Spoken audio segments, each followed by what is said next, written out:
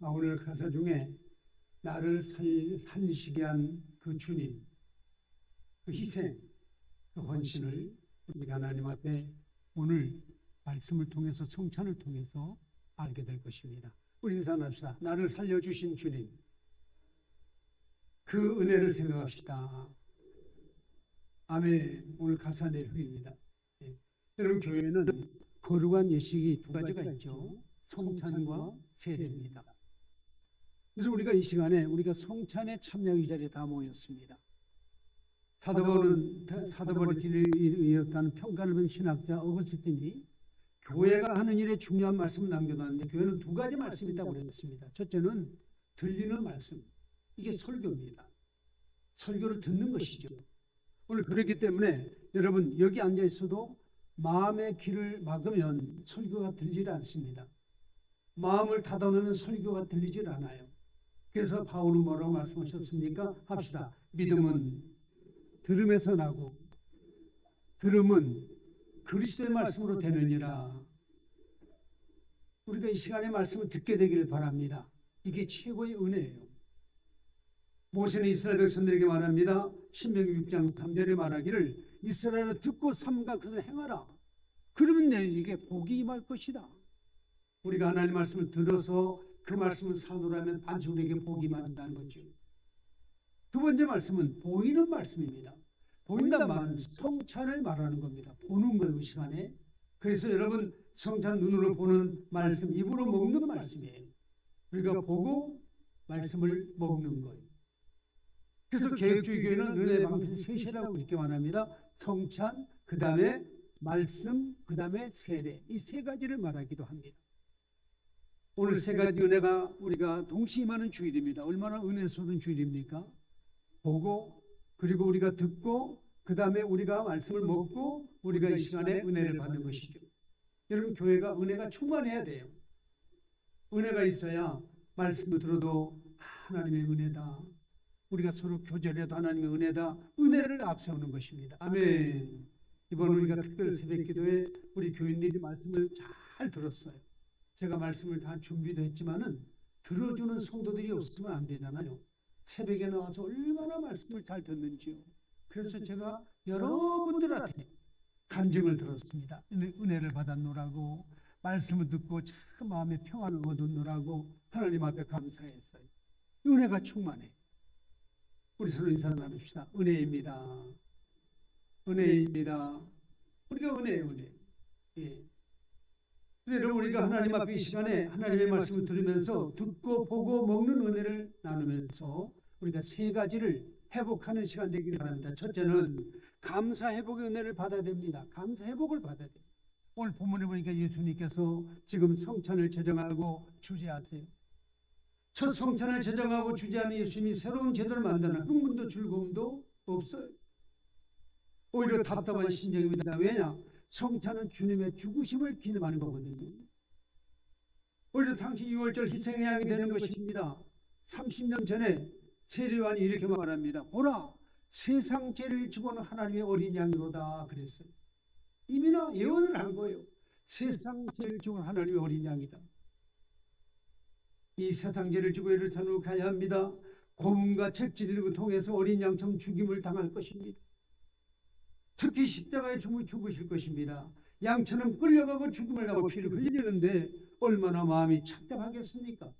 그럼에도 불구하고 예수님은 요한복음 17장에 이렇게 기도하십니다. 그들은 진리로 거룩하게 앞서서 아버지 말씀은 진리입니다. 진리라고 말씀합니다. 그래서 이 진리를 얻는 자에게 자유를 준다 말씀하세요. 진리가 너희를 자유하게 하리라. 합시다. 진리가 너희를 자유하게 하리라. 우리는 어디 무엇에 얽매이거나 어디에 묶여 있거나 우리가 어떻게 붙잡혀 있거나 하는 게 아니에요. 예수 안에서 우리가 다 자유를 얻고 해방을 얻었잖아요. 그 진리가 우리를 거룩하게 한다는 것입니다. 또 여러분 17장 19절에 말합니다. 그들을 위하여 내가 나를 거룩하게 하오니 이는 그들도 진리로 거룩함을 얻게 하여 주옵소서. 하나님 앞에 이렇게 기도했던 것입니다. 예수의 죽으심으로 하나님의 약속이 성취되고 인류에게 구원의 길이 열렸지 않았습니까? 그러기에 우리가 이 성찬을 받고 이 성찬을 행하면서 우리 예수님이 나를 위해서 죽으신 놀라운 사실을 우리가 기념하는 거예요. 기념. 언제까지 기념하냐 했냐면요. 성경 보니까 주님이 오실 때까지, 다시 오실 때까지 이 교회는 성찬을 제정하는 겁니다. 1년에 우리 교회 4차례 성찬 예식을 합니다만 이렇게 오늘 이 성찬을 경험하면서 우리가 주의 죽으심을 온전히 기념하는 이런 시간 되기를 간절히 바랍니다. 우리가 먹는 김치는요 5번 죽는다고 합니다. 잘 보십시오 여러분. 여러분 김치가 맛을 내려면 제대로 배추가 5번 죽는데요. 배추가 땅에서 꼭 1번 죽게 되고 그죠. 그 다음에 통배추가 배가 갈라지면 2번 죽게 되어지고 소금에 절여지면서 3번 죽게 되어지고 매운 고춧가루와 짠 젓갈에 번복돼서 4번 죽는답니다. 그리고 장독에 담겨 묻혀 다시 한 번 죽어야 비로소 맛있는 배추가 김치가 된다고 하지 않습니까? 오늘 성찬하면서 감사들이 회복될 수 있기를 기원합니다. 왜냐하면 이 시간에 내가 받는 것 생각하지 말고 하나님께서 나에게 행하신 일들을 하나님 앞에 깊이 생각하면서 감사가 회복되기를 간절히 바랍니다. 하나님의 은혜 감사합니다. 하나님 은혜가 얼마나 감사하시죠. 2023년 이 시간까지 우리를 도우신 하나님의 은혜 얼마나 감사해요. 우리 가정을 존재케 하신 하나님 앞에 감사하고 우리의 생업을 여기까지 인도하신 것 감사하고 어느 것 하나도 하나님 은혜가 감사하지 않는 것이 없어요. 이 은혜가 회복되기를 간절히 바랍니다. 코로나로 인해서 우리 모두가 불안하고 염려했습니다만 다 코로나도 물러가고 이제 아름다운 자연의 이 가을을 맞이해서 우리가 하나님 앞에 더 감사할 수 있지 않습니까? 감사하시길 바랍니다. 두 번째로 영적 영양 공급의 은혜를 받으셔야 됩니다. 예수께서 떡을 제자들이 나눠줬어요. 주께서 떡을 주시면서 너희를 위한 내 주는 내 몸이다. 여러분 예수의 몸은 어떤 음식입니까? 초대교회 때는 로마에 들어간 기독교들이 사람들의 눈을 피해서 공동묘지나 동물 속이나 그 다음에 불 속에서 성찬 예식을 거행했어요. 그래서 여러분 기독교들이 사람의 살 인육을 먹는 식인종이라고 소문이 났어요. 왜냐하면요 반인륜적이고 반사회적 종족들이 씨를 말려야 된다고 싶어서 얼마나 많은 핍박을 하는지 몰라요. 왜 그러냐면 여러분 천주교가 하체설을 믿습니다. 뭐냐면 예수의 살을 하나님 앞에 놓고 간절히 기도하면 그 살이 지금 떡이 예수의 살로 변화되어진다. 또 여러분 이 잔이 예수의 피로 변화되어진다 싶어가지고 이건 하체설이라고 그렇게 말합니다. 우리는 상징, 기념하는 겁니다. 기념하는 주님 오실 때에 기념하는 거거든요. 그러니까 여러분 여기에 왜 식인이라는 누명을 썼냐면요 그 하체설을 믿었기 때문에 사람들이 사람을 죽여서 살을 먹는다, 그를 피를 먹는다고 오해했던 것입니다. 여러분 지금도 로마 가톨릭에서 이 교리를 보수합니다만은 우리는 그렇지 않아요. 우리가 떡도 들 겁니다. 이건 어디까지나 주님의 거룩한 상징하는 거예요. 또 잔을 들 때도 예수의 거룩한 피를 우리가 상징하는 거예요. 기념하는 것입니다. 그렇기 때문에 우리가 결코 이런 잘못된 오해와 잘못된 모습에서 벗어나서 진정한 우리 주님의 거룩한 희생과 헌신을 우리가 담는 거예요. 할렐루야. 우리 안에 성령의 소유과 육신의 소유라는 상받는 이중 성향이 임합니다. 생명과 선악의 요소가 동시에 들어있어요.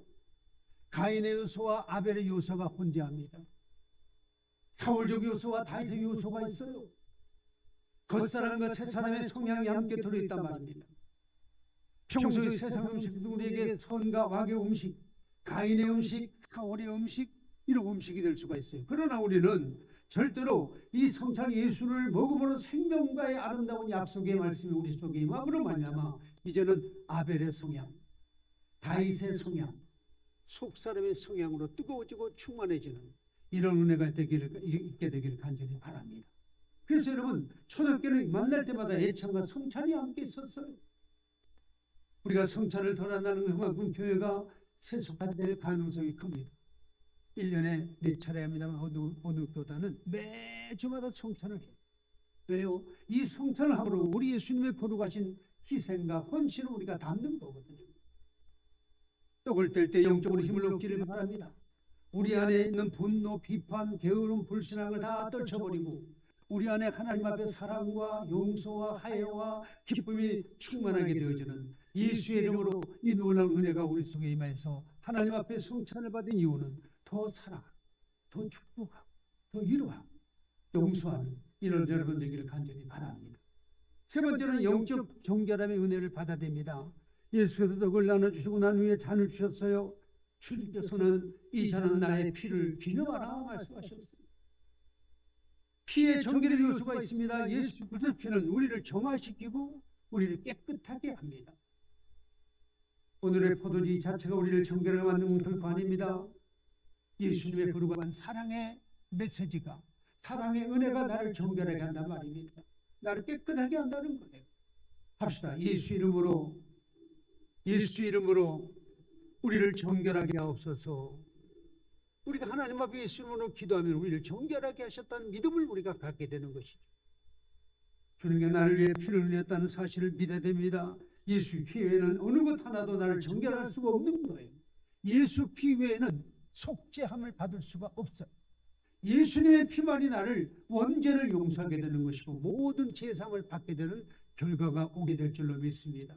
예수의 피. 그래서 여러분 예수의 피에 대한 찬송가가 우리 찬송가에 많이 수록되었어요. 그걸 가리켜서 예수의 피로 속죄받는 사실을 고백하는 것입니다. 어떤 죄인이든 용서받고 깨끗하게 된다는 사실을 믿어야 될 줄로 믿습니다. 내가 주님의 뜻대로 살지 못하고 남을 용서하지 못하고 사랑하지 못하고 주님 뜻대로 살지 못하고 회개하지 아니하면 우리가 성찬을 받으면 아무런 효과가 없는 거예요.